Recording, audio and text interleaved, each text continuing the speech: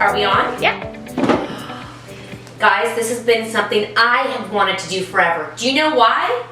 Why, Catherine? Everyone has relationship and sex issues out the wazoo, in my opinion. Agree? Yeah, and you want to talk about it, but you're afraid to talk about it because you don't want the judgment from your friends or even from your partner or your family, so you kind of keep these little secrets inside your head, and that's not good. And whenever we get these two, Dr. Jess O'Reilly and Dr. Kimberly Moffit, they happen to also be our friends, it's like we bombard them with questions.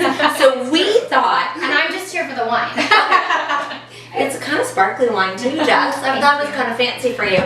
So what we thought is, why don't we actually bring these conversations to YouTube? Because our husbands love when we talk about our sex lives. Love it! And our marriage issues. We love to talk about it and do it a lot less. We take it for the team.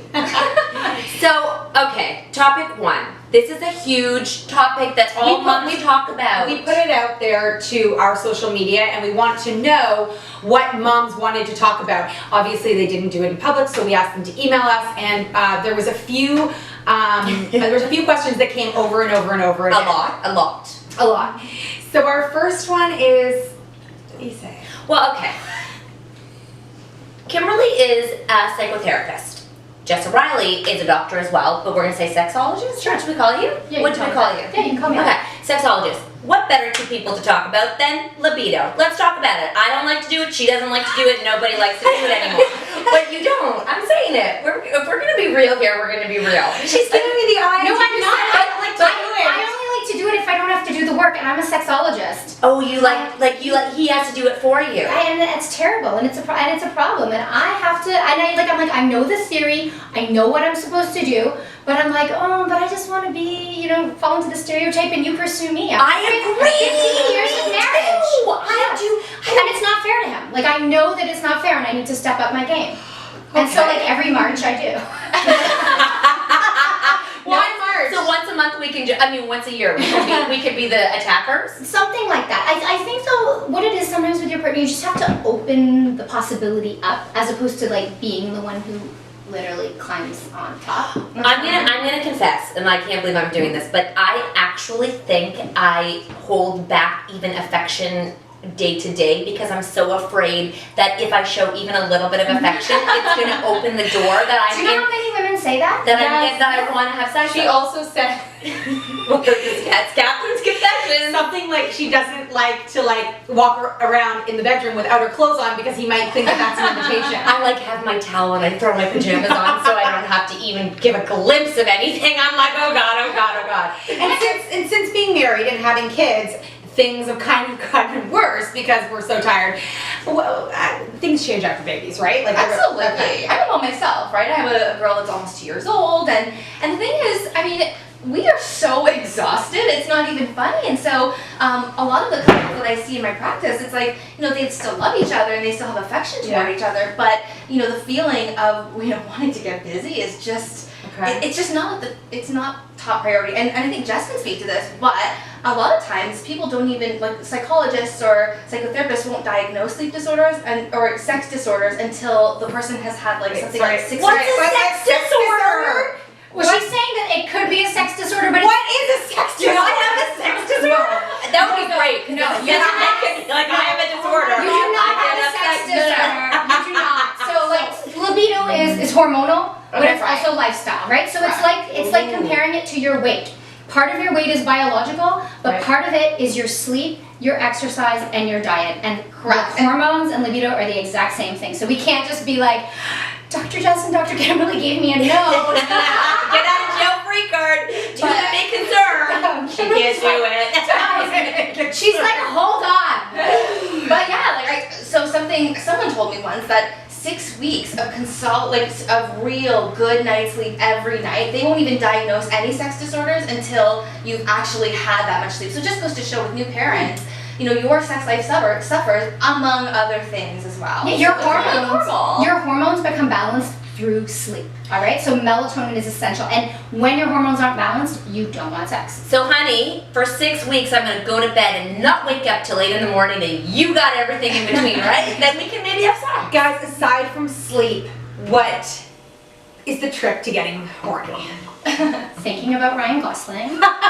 more whoever your go-to is. I heard he's a jerk. Oh no. That's Well, then I'm more attracted to him. not him, the other, the Canadian one. Oh, Ryan Reynolds. Ryan Reynolds. Okay, sorry, we digress. Okay. Oh, Okay. either. They're both Canadian. Thinking of, oh, you're right. Okay, so thinking about I was trying to think of a go-to and I didn't have one, so get a go-to. What if you're fantasizing about your go-to and accidentally, in the heat of the moment, you call out his name? It's not gonna happen. Well, here's the thing. This Like, would I never heard a lot of happen. women. Sometimes it's not even about the sex. It's about the feeling of Yes. intimacy and about knowing that someone like sees you as the apple of their Yes, eye.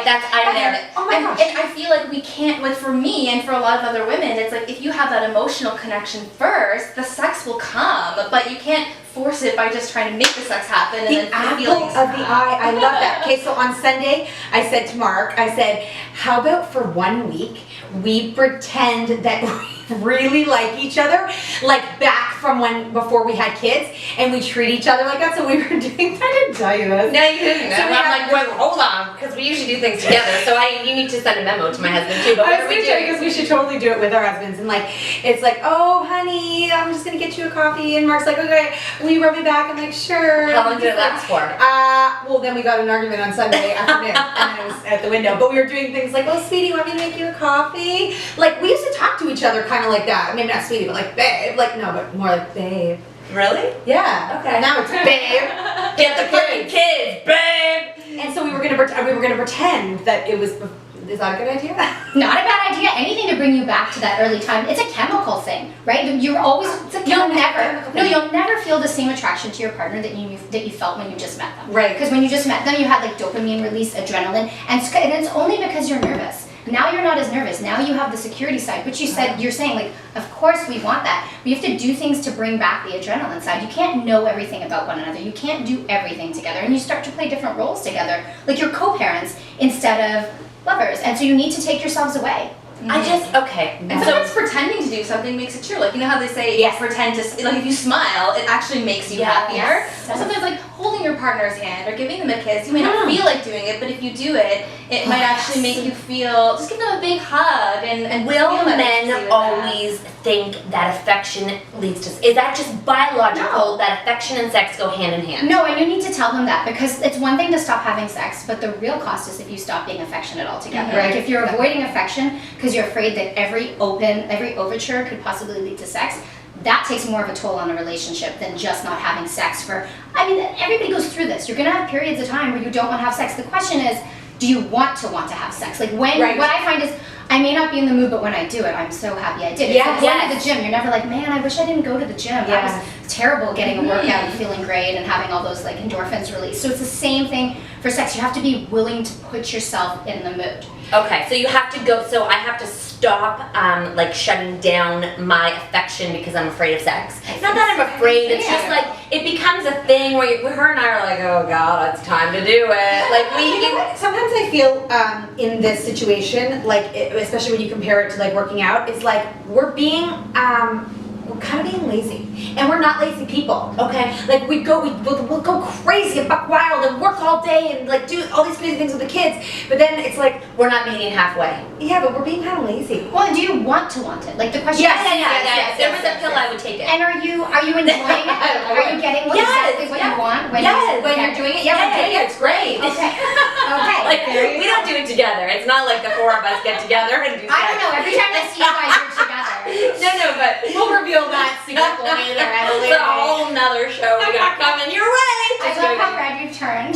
I'm actually really hot, but the thought of having sex with you and your husband is not on the table for me right now. right now. So there's a chance. I'm not Leaving 40 that yet. opening. So yeah, you have to be willing to like push yourself out of your comfort zone and say, okay, I'm not in the mood. Maybe I can think. And the other thing is, you had mentioned the intimacy piece. Like you have to feel close to your partner, but that won't always lead to the sex, right? Like there are people with terrible relationships who come in hating each other, and then you ask about sex, how often do you have it? We have it every other day. I'm like, you are mean to each other, you're full of resentment, and you're still having sex. But don't some people like that? Like that's kind of what they like to fight. They like to fight. Right. There's some people who like to fight. Totally, but I don't think I personally don't think that's healthy. I think that that's probably, you know, not the right reason. Yeah, well, the sex might be fine, but the thing Right. is the love, like you said, yeah, the relationship. Also your relationship. Yeah, and do you really care more about your relationship or about sex? I mean, nobody's gonna say- Relationship. Obviously. And I mean, are you having sex at 90? Yeah, right? Hopefully. Oh, Yeah, God. There's I feel that women at 90 are like aggressive. Yeah. Yeah, I hear in the ratios retirement are homes. So I hear. like off that the women, they've got to be like really, really aggressive. And as you get older, like they have more satisfying sex lives. They have Oh, more we have orgasms. something to look forward More to. orgasm. Okay, so if I'm gonna wrap this up, I'm gonna do the take home here. Let me figure this out. One, if you want to have sex, you think you want to have sex. If there was a pill, you're in good shape because you gotta stop being lazy and maybe start trying to do it a little You bit more. gotta know if You you want, yeah. believe in intimacy and that you think that we should be opening up that part and really engaging with our partners and not fear sex. Is that what I'm taking home? And you here? also said something really important. Okay. Sleep. Sleep. Like if you do not sleep, you can't metabolize. Sleep is the, if there's one thing we can fix above diet and exercise, I think it's sleep, because then diet and exercise fall in place. And when you have a balanced diet and healthy like exercise routine, you want more sex. Okay, and there's another segment we're gonna have to focus on is when do you have an issue? Like how do you know if you have a medical issue? We'll get to that one later. Because we're still hoping. No, I mean because it's maybe you go talk to your doctor about not wanting to have sex, but when Totally twisted Kimberly's world, where she's like, it's a sleep disorder. We have a sex disorder. No. Sleep disorder. Not a sex disorder. Anyways, guys, I learned a ton. We hope you learned a ton. If you want to find out more about our two amazing experts, we'll have another segment, but also Dr. Jess has a whole webpage. You have Periscope, you have Twitter. She is always on Periscope Live, and you can check her out. I try. Yeah. At Sex with Dr. Jess. And Kimberly has an amazing YouTube channel. Ask Kimberly on YouTube. Oh, we love it. All right. That's it? Yeah, we got a lot more coming. Yeah, you gotta work out, you gotta diet, and you gotta have sex. I mean, that's what I took home. Not diet, just eat healthy. Eat healthy, sorry. I'm exhausted. Sleep.